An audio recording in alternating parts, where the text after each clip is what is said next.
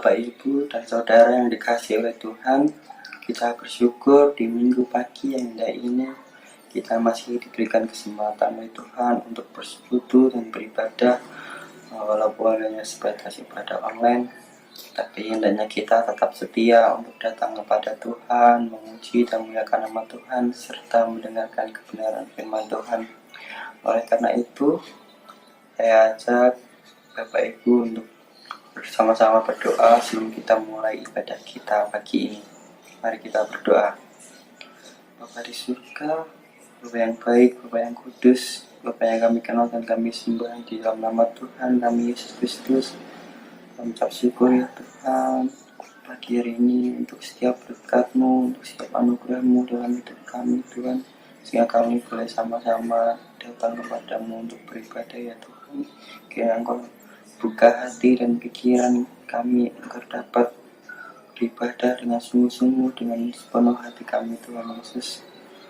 Dan bagi Tuhan mengisahkan kepada kami dari awal hingga akhir nanti kepadamu. Di dalam nama Tuhan kami Yesus Kristus kami sudah bersyukur dan berdoa. Haleluya. Bapak, Ibu, dan Saudara yang terkasih di dalam Tuhan, Tuhan Allah berfirman dalam Ibrani 13 ayat 5, Aku sekali-kali tidak akan membiarkan engkau, dan aku sekali-kali tidak akan meninggalkan engkau. Oleh karena itu, di situasi yang sulit seperti saat ini, mari kita sama-sama tetap yakin dan percaya bahwa Tuhan tidak akan pernah meninggalkan kita. Mari kita sama-sama pujikan Kau Angkatku. Katakan, saatku terjatuh dan tak berdaya.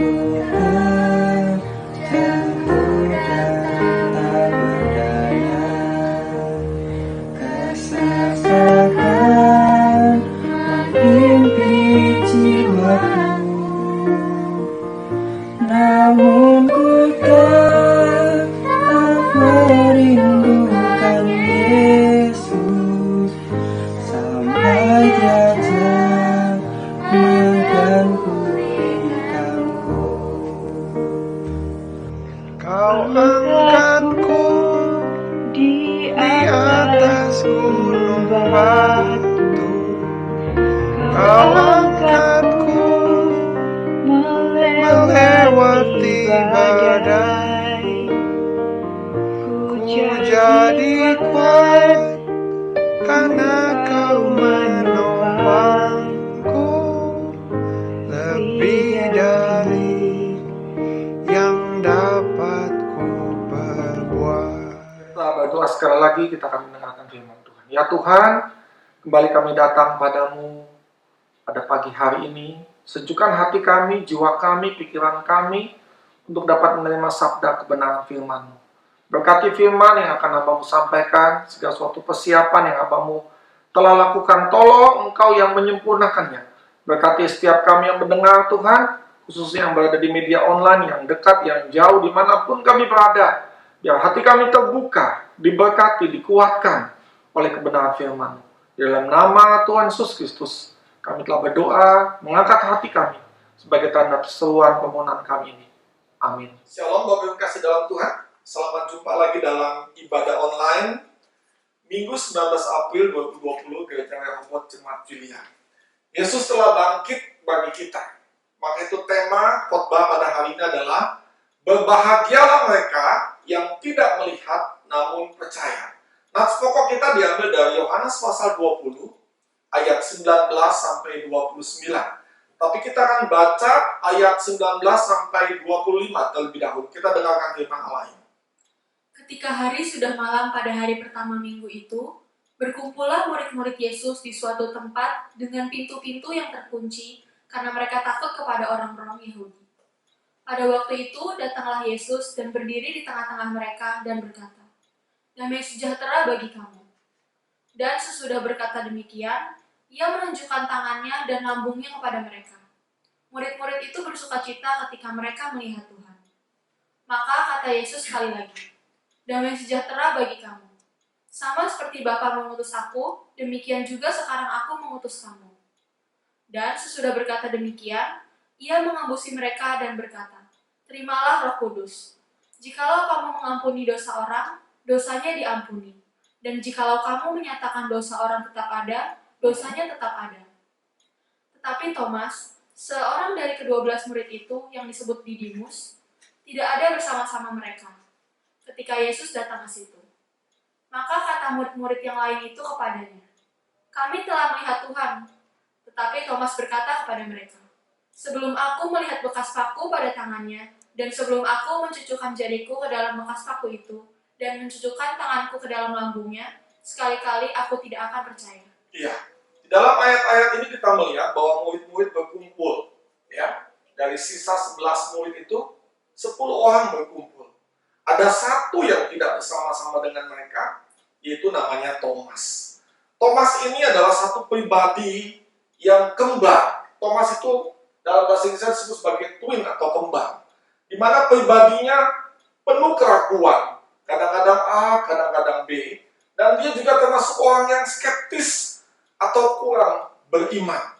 Dia ingin bukti dulu. Di situ dikatakan, "Sebelum aku melihat bekas paku pada tangannya, dan sebelum aku mencucukkan jariku ke dalam bekas paku itu, dan mencucukkan tanganku ke dalam lambungnya, sekali-kali aku tidak akan percaya." Perhatikan Bapak Ibu yang kasih dalam Tuhan. Kenapa Thomas melakukan hal ini? Kita lihat.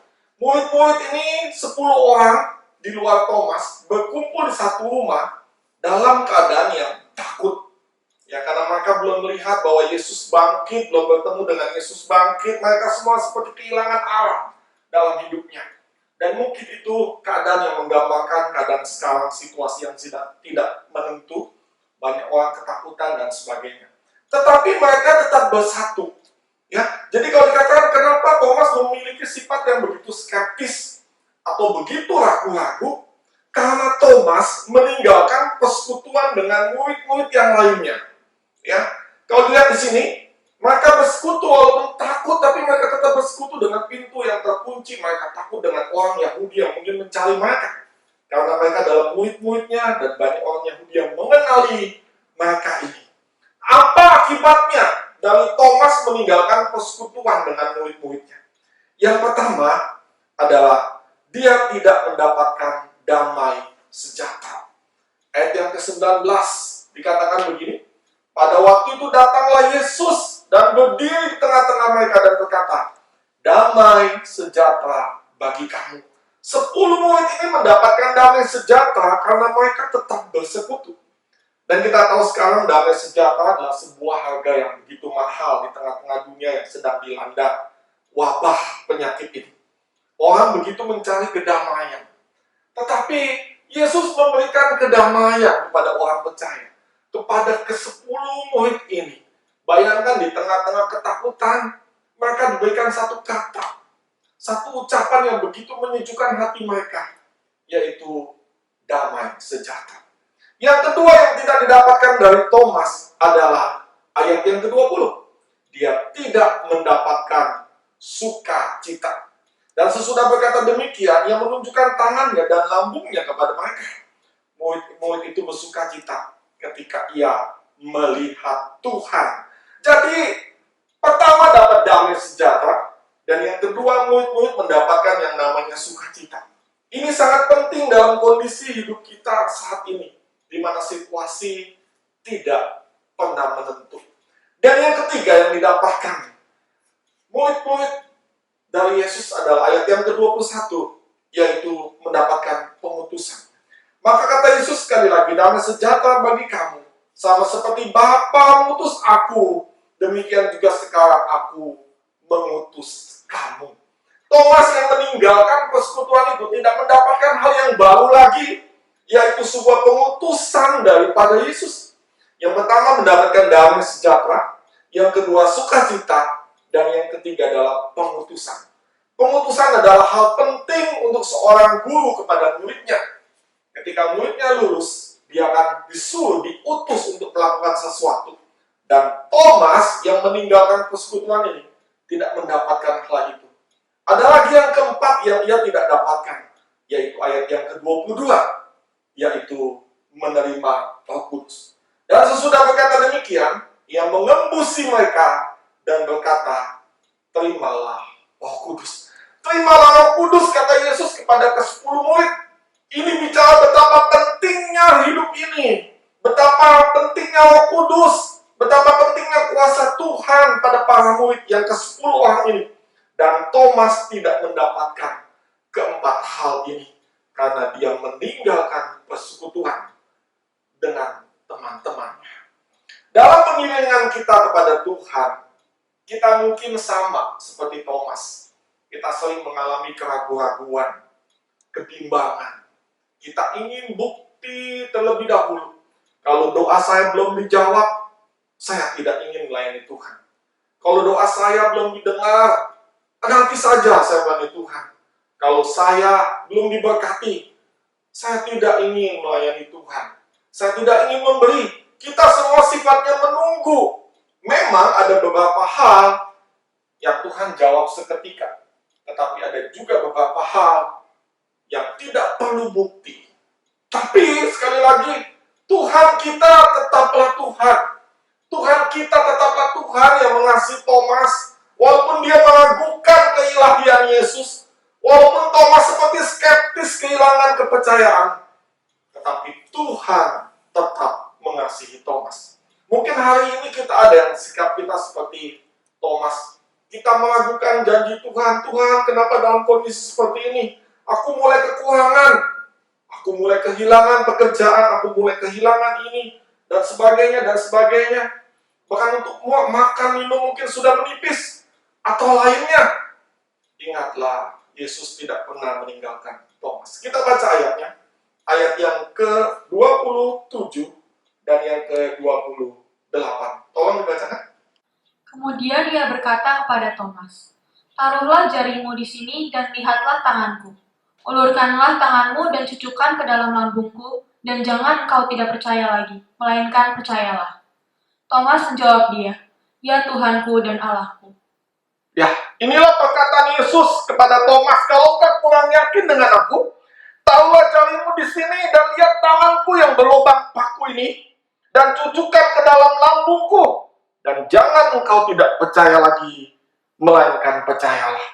Thomas menangis, dan Thomas menjawab, ya Tuhanku dan Allahku. Kalau kita mempelajari seluruh Injil, ini adalah perkataan terakhir daripada murid yang mengatakan, ya Tuhanku dan Allahku. Kalau hari ini hidup kita penuh kebimbangan, kita harus bersikap menyerahkan diri kepada Tuhan.